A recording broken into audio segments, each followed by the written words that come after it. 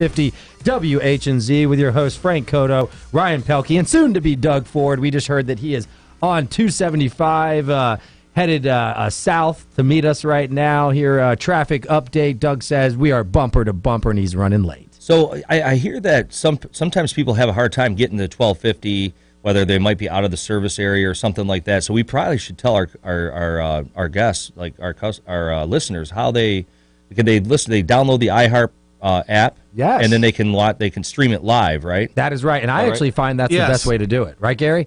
Yeah, you can do it on Alexa and you can set your alarm on Alexa to play the business happy hour at 11 a.m. on Wednesdays, and it'll do it every time. But can't you let's say you don't have Alexa, can't you do it you can download the iHeartMedia app? Yeah, download it, then you have to go to local stations. Mm-hmm. Okay, once you go to local stations, you put in your zip code or whatever, then you bring it, it'll see 1250 as one of the stations. Right. Click it and just hit listen live, and it's a stream right there. So it doesn't matter if you have good or bad radio signal because you're getting a digital audio stream. All right, that's awesome. Yeah, and it's great. And I do it. And hopefully our wives are listening. I heard ever since we started the business show, they started listening to us. Actually, I talked to Rachel the other day. She stopped listening to us, and Nicole started. So we're back to even. Okay. One listener. Well, my wife said she was going to listen. So two listeners. I'm going to quiz her after the show. Quiz her, ask her about the monologue. That's all I care about. So anyway, guys, I told you before the break that this show is going to be all about employee career development, something that I and Ryan and myself, we've owned a business for almost 20 years, and we have not focused on. Ryan explained to me what it is, so I'm going to give Ryan the floor. Ryan, what is employee career development? So, I think most of us look at it like reviews, employee reviews. And over the course of my career, that's kind of the way I've always approached it. And recently, I've had some changes in the structure of my company and with regards to management.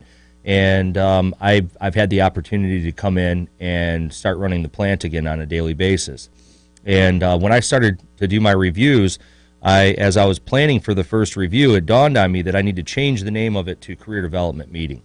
And I decided that one of the first things I was going to establish in the meeting was I was going to ask the employee, where do you want to be in 12 months from now?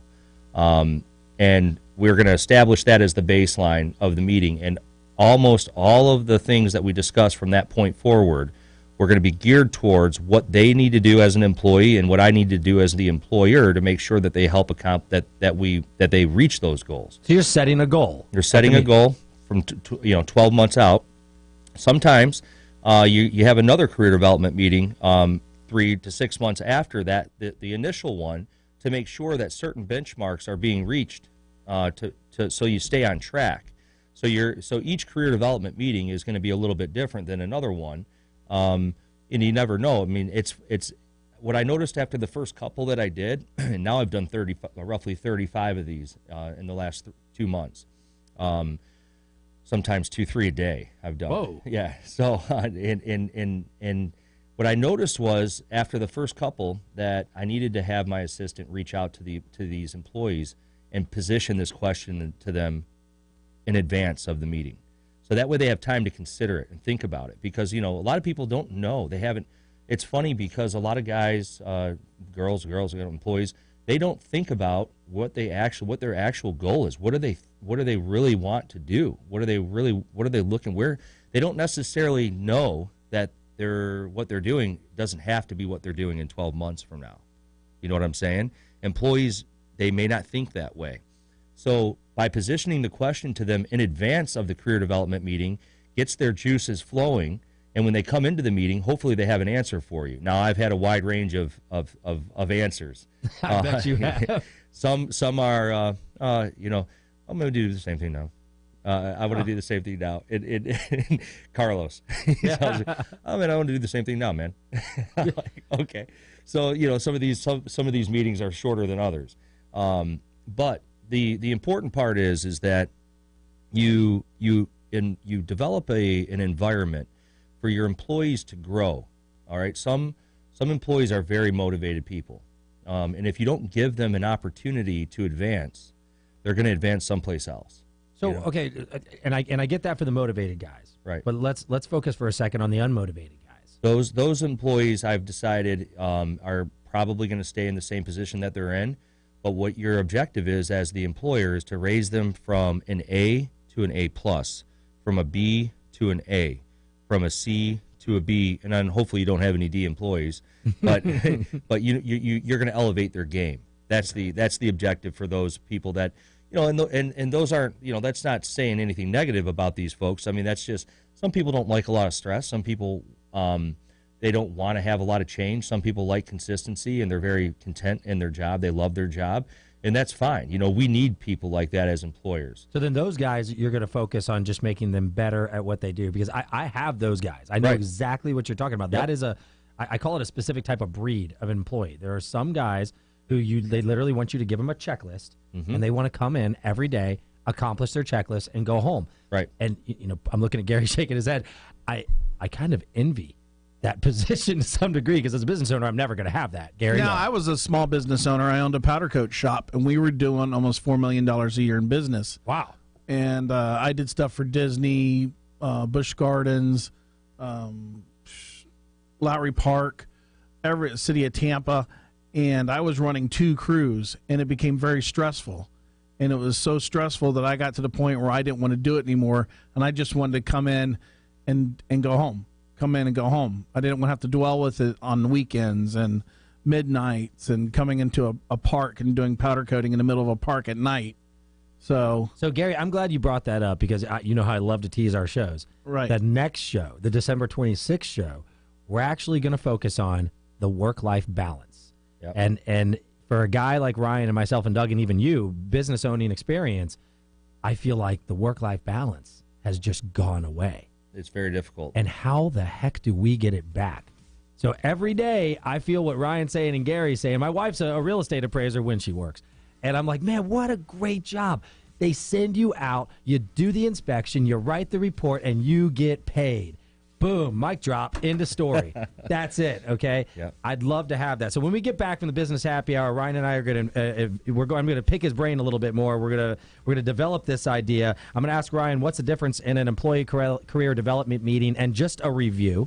And the other question I'm going to ask you is, how often do you got to meet, Ryan? You have a lot of employees. That's a full-time job. You're listening to the Business Happy Hour on 1250 WHNZ and 970 WFLA. And don't forget, you can stream us live anytime on the iHeart Media app. Just download it, go to local stations, find 1250, and you can find us. Or find our podcast. Ask Alexa to play the Business Happy Hour. We'll be back in just a minute with more incredible business advice.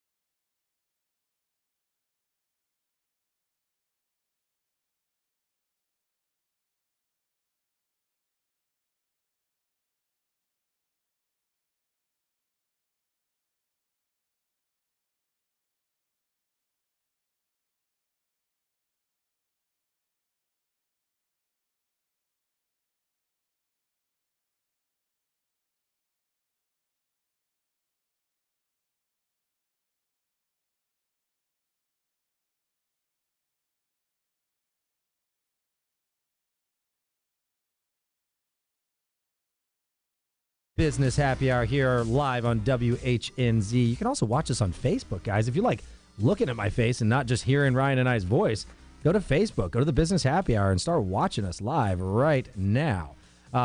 Anyway, welcome back. One of our new listeners, Ryan, just tuned in. I think he's got us live. I want to say hello to Mr. Ryan Torres. Thanks for listening to us today. He just sent me a message, so hopefully he caught that part.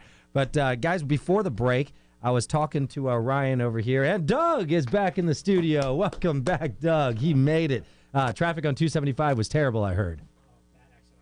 I-4. Well, I heard that's Shocker. the safest road in America. Sounds real good. Right. Anyway, funny thing about that road, totally off topic. I drive a Tesla, and I do that self-driving thing sometimes. It like only half of I-4 it'll even pick up. It is the weirdest thing in the world. Really? Every does other it have the interstate. solid white lines on the edges? Or no? It does, and it even has lines in the middle. But it's Is like it because there's so much traffic? I mean, so much construction all the time? it's something about the road. However, the road is painted, so maybe Weird. the road is tainted. I don't know what's wrong, but everybody says I-4 is like one of the worst roads in America. Interesting. And just want to say that my car thinks the same thing. So, anyways, guys, back into the show. We were talking previously about employee career development. What is employee career development? Ryan was kind of explaining the time you have to take and what he does with the employees. But Ryan, what is I think I understand. I'm going to ask you, what is the difference between a regular review and development? Yeah. I mean, what is it? What's the biggest? So I think the reviews are typically when you sit down with an employee, you go over what was done well, what could have been done better. So you talk about strengths, weaknesses, and then you generally say, well, you're going to get a 50-cent raise or you're going to get a $1 raise. And that's the end of the review. And right. then you say, okay, the next review date is going to be 12 months from now. And that's basically it. So the career development meeting is much more impactful because you get inside of the heart of the employee. Okay, you get inside of what they really want. And so you're showing desire and care about your employees, and that is going to go such a long way, not only for them, but for yourself. And what I think this is really all about at the end of the day is morale and productivity for your organization. Now, do you ever get employees that actually thank you for the review? Because obviously it helps them grow as a person. Great question. It has, and that's why I say if you do this the right way, it's going to be the most rewarding thing that you might do as an employer. Yeah. And that's one of the things that has really given me a new life, I guess I can say, as far as coming back into the day-to-day grind that I have been in. I've thoroughly enjoyed it. And this is one of the biggest reasons why, honestly, is the career development meetings that I've been taking on. They've been so impactful on the employees, and as a result, they've been so impactful on me. And I challenge all business owners out there to try to do this because it will make a huge impact. And I can already tell a difference. When I go out to a restaurant or when I go out and do anything, I'm always promoting TampaBay Plumbers. Okay, I mean, I'm meeting owners of the company. I'm shaking hands. Imagine if every person in your organization operates like that. Okay, it's a thing of beauty that you cannot even comprehend as a business owner until it happens.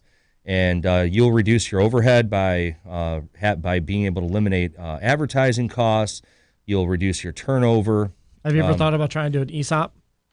An ESOP, an employee-owned business company? Right. Yeah. No, I haven't. I mean, I've looked into it, and from what I can tell, it's very expensive for small businesses like ours. Mm-hmm. So I really haven't done that. I return profits on a regular basis, on a monthly basis, and a weekly basis. Nice. But I don't call it profits. I basically look at each job on a job-by-job basis, and the guys get rewarded based on their production and their productivity. How much. So not just how much they produce, but how profitable that production is. So, in other words, a guy that produces $100,000 worth of work, but there's only $5,000 in profit at the end of the day, that doesn't mean anything to me. I'd rather have someone that produces $40,000 a month that has 50% gross profit margin. That to me is much more impactful to organizations' bottom line. I mean, obviously, it's a mathematical fact. Right. Now, So- Ryan, how often are you going to have these meetings? So you talked about you have a meeting, you set a goal. Right. You talked about a 12-month goal. I mean, you're not waiting 12 months to have another meeting, right? Typically, to have a full-on review, I do the career development meeting once every 12 months. Okay. But we're going to have meetings in between that we don't necessarily call career development meetings. But they're almost more like a benchmark type meeting where you're sitting down, making sure that I've done what I was supposed to do, number one, and that the employee has done what they're supposed to do. So, for instance, one of my employees is a newer guy; he's an apprentice. I asked him if he had a plumbing code book, and he was supposed to get a plumbing code book within 4 weeks.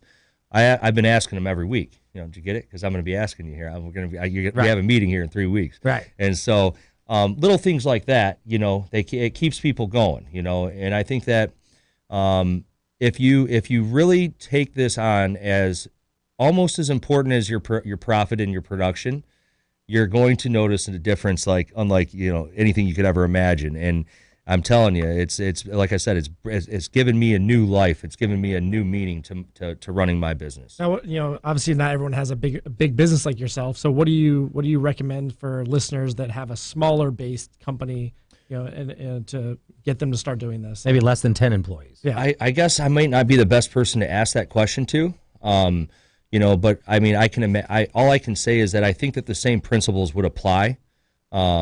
People need to know that they have an opportunity for advancement, and I think that's one of the realizations that I've made in business is that you can't just go sideways. You have to always be growing. You have to always be evolving. Otherwise, it becomes more difficult to give opportunities for advancement to your employees. Yeah. I think that the more talented people are, the more talented employees are, the bigger opportunity that you're going to have to lose that employee to bigger and better things. Many times that's their own business. Your best employees are your most talented guys are often the ones that go and start their own business, which is a compliment to you as an owner. Yeah, it is, and that's some people don't take it that way, but I think that instead of getting upset about that, don't get upset about it. Have a great non-compete agreement in place, so they can't go after your employees or your customers. Right. You can never stop someone from operating in Florida. The way I understand, I'm not a lawyer, but you're not going to stop a plumber from being a plumber. But you can certainly stop a plumber from taking your employees and your customers. Right. So if they leave you, one of the common things is, oh well, he contacted me. No. It doesn't work like that. Even if they contact you. So let's say you work for me, Frank, you quit working for me, you go open up Frank's plumbing shop. If Johnny contacts you, you still can't hire him. It doesn't matter. If non-compete's in place, I'm not going to come after Johnny. I'm going to come after you. Right. For hiring Johnny. So you got to protect yourself, obviously, as an employer, and you can't have like a 10-year non-compete because that's not going to fly. Yeah, I've heard 2 years is about standard. 2 years about as long as you can do. I do a 1 year. Right. So, and I mean, the way I look at it is if you can't keep your employees and your customers on your side, you're probably not doing something right.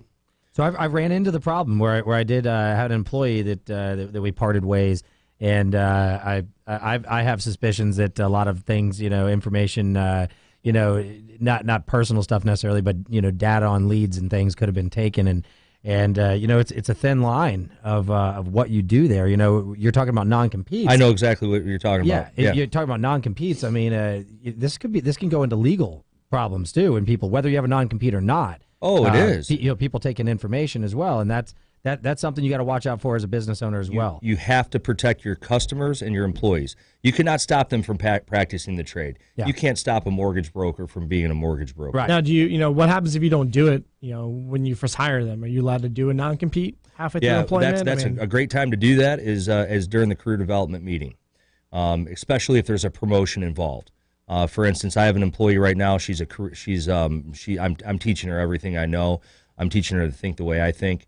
And I will have her sign a non-compete agreement when I promote her actually to the position that I'm training her for now. So you didn't do it in the beginning. You're going to do it. No, because it's not necessary. There's no way a low-level employee is going to start gaffing your employees and your customers. If that's the case, you're probably on the doorstep of bankruptcy anyway. One of my issues is we have a proprietary system that we do in tile roofs. So my sales guy, technically, you could just go to any roofing company, take our system, and then they're gonna, we sell so many tile jobs because we do have that proprietary system. Now that's a whole different ball game. I don't know how to protect that. You That's need to talk to a intellectual lawyer. property. You need to talk to a lawyer about that positively. Intellectual property, I believe, is what But you're talking about. it would still be along the lines of a non-compete, because obviously you're not going to compete against what we're doing for at least 2 years, in which I already did that. So Exactly. Well, but if you have a proprietary system and it's patented or trademarked or something like that, then they really, I don't know how it's protected. So I guess we've been trying. It's a very hard process, but yeah, we've been definitely trying to get it. It's a certain patent we're looking after, but it's very expensive. Very expensive. Yep. Patent law is the most expensive type of law there is. But from what we're talking about today, career development, employee development, you really can't put someone out and say, hey, you can't be a plumber, you can't be a mortgage broker, you can't do roofs.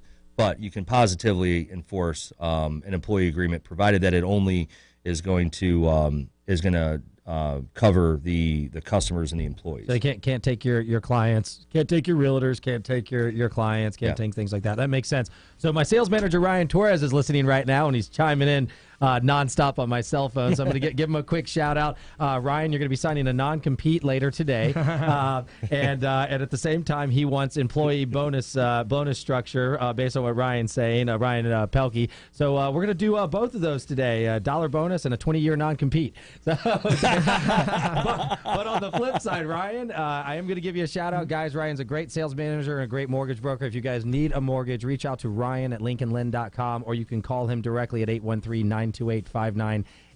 That's Ryan Torres with Lincoln Lending Group. Look him up. He's a great sales manager, and I appreciate him very much. Guys, you're listening to the Business Happy Hour on 1250 WHNZ and 970. And if you want to find us on the app, it's iHeartRadio app. That's iHeartRadio app. Go to local radio and WHNZ and stream us live. We'll be back in a minute with the business tip of the week. Hello, it's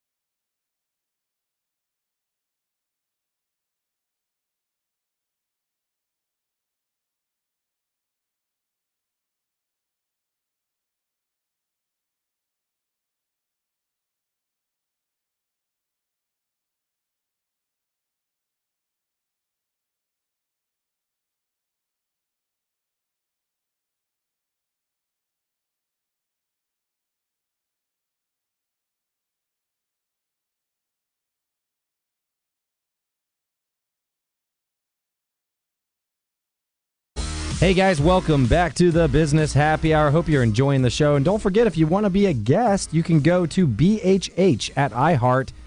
Wait, no, BHHiHeart at gmail.com. Email us if you guys would like to be a guest. We'll see if we can get you on the show.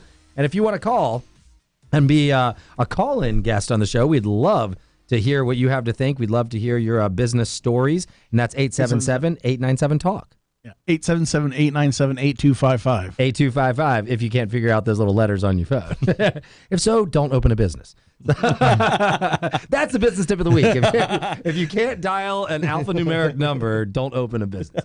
So, Ryan, we're going to finish up real quick with the employee career development talk. We've been telling people, what that is. Basically, having meetings with your employees annually, biannually, and setting up goals, not just the meeting to say, hey, you did a great job, here's a participation trophy, or you did a terrible job and I'm writing you up, which is... Sometimes it's not always positive. So far, we've been talking mostly about the positive. Right. I think that equally important is recording and dealing with the negative. Okay, so you don't have to write the employee up every single time. Okay. What I recommend you do is you have an event log where if an employee comes in late, you record it in the event log. Boom, put it in the file. If the employee does anything basically that's on a negative that let's say they already know about it, like obviously an employee knows they're not supposed to come into work late. Frank likes your tips. He's writing them I down. do. I'm actually writing that one down. I really am. Yeah, you're not going to write that employee up every single time. You might write them up after the third time or whatever parameters you kind of put in place. But so what ends up happening if you don't proceed like this is you end up firing someone and they're like, why did you fire me? And you have no data to back it up. Okay, for instance, I did, and it's happened to me. I've done it before too, where I've had to let someone go, and that employee was very, very upset. And after I fired this person, I thought to myself, you know what? I really did them a disservice. I did not do my part as the boss to bring them along. Now, had I had an event log at that time, and I made sure that everything that they did that was outside of what they were supposed to be doing was recorded, I could have had in the write-up, I could have said, look, so-and-so, you were late 3 times or 5 times or 10 times, in this case, 38 times. Is that in the handbook? 38? You also did this. You also made 16 errors. This is going to be your last warning. You got to give human beings opportunities to correct their behavior.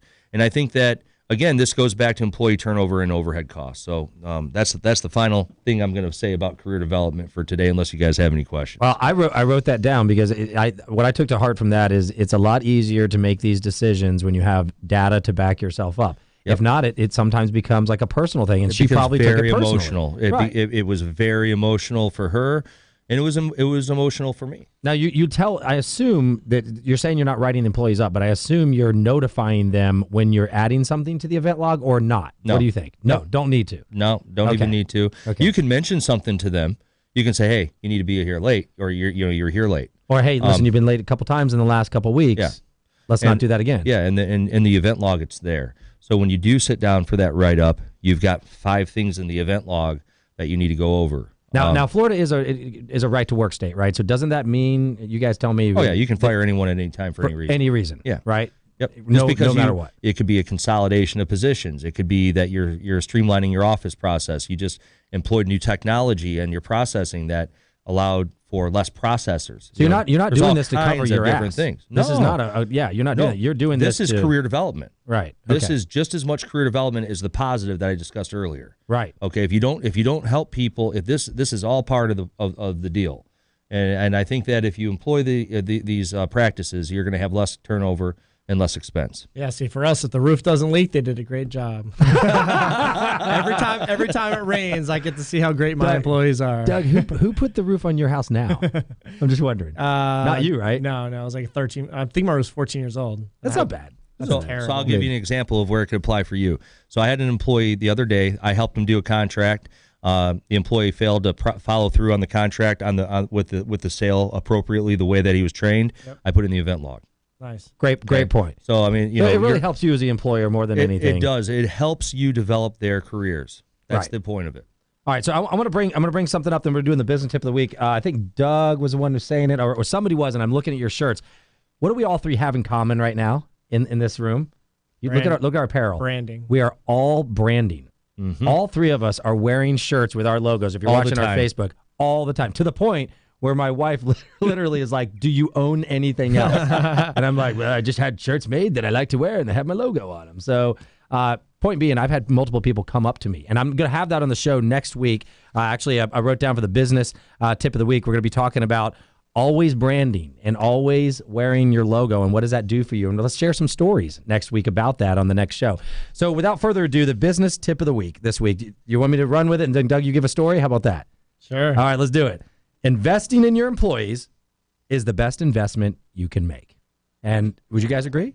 Yeah, absolutely. All right, best investment we can make is in our own employees. So Doug, you made this come to my mind because of this story about this restaurant guy. Tell us about this. We got about a minute and a half. Yeah, restaurant owner, he looked at, most restaurants are open year long. Right. They don't ever take time off. And, he, as a business owner and a restaurant owner, he's like, I don't want my employees to work when I don't want to work. So he literally gives them off for Christmas, for New Year's, for all the different holidays, even though those are his biggest money-making days. Absolutely. He takes off because he respects his employees. And I read a quote of his. We can look up and tell everybody who it is, but I read a quote. Mitchell's owner. Mitchell's owner, yeah, Mitchell Seafood.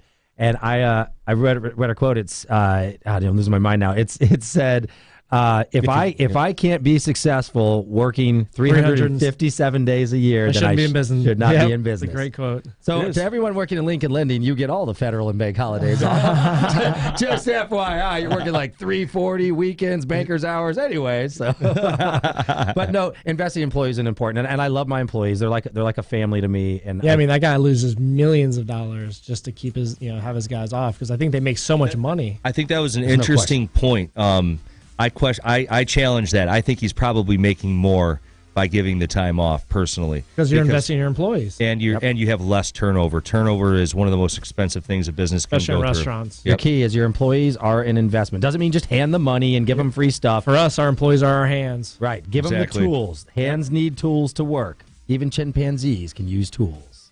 So give them the tools they need and they will be successful. All right, guys. It's been a great show.